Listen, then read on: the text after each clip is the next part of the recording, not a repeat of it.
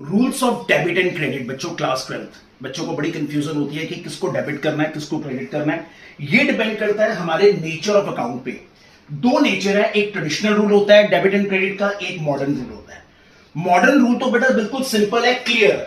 हमें यह याद रखना है 5 items clear. C for capital, L for liability, E for expense, A for assets, R for revenue. इन 5 आइटम के साथ ही हम डेबिट क्रेडिट करेंगे। कभी भी कैपिटल अगर इंक्रीज करेगी क्रेडिट, डिक्रीज करेगी तो डेबिट। लायबिलिटी इंक्रीज तो क्रेडिट, लायबिलिटी अगर बिजनेस में कम हो रही है डेबिट। एक्सपेंस बढ़ेंगे तो डेबिट, एक्सपेंस कम होंगे तो क्रेडिट। असेट्स अगर बढ़ेंगे बिजनेस के डेबिट, कम होंगे क्रेडिट। रेवेन्यू हमारी इनकम बढ़ती है तो क्रेडिट, कम होती है तो डेबिट। ट्रेडिशनल रूल जिसके अंदर जो एक होता है पर्सनल, एक होता है इम्पर्सनल। एक आपका रूल है पर्सनल का, एक है इम्पर्सनल। इम्पर्सनल में 2 होते हैं, real and nominal.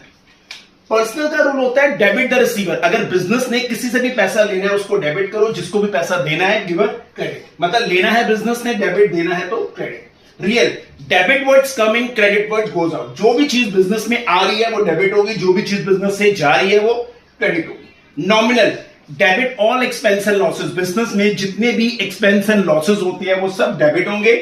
Credit all gains and profit. Business में जितने भी प्रॉफिट्स और गेन होंगे वो आपके क्या होंगे, क्रेडिट होंगे। राइट बच्चों।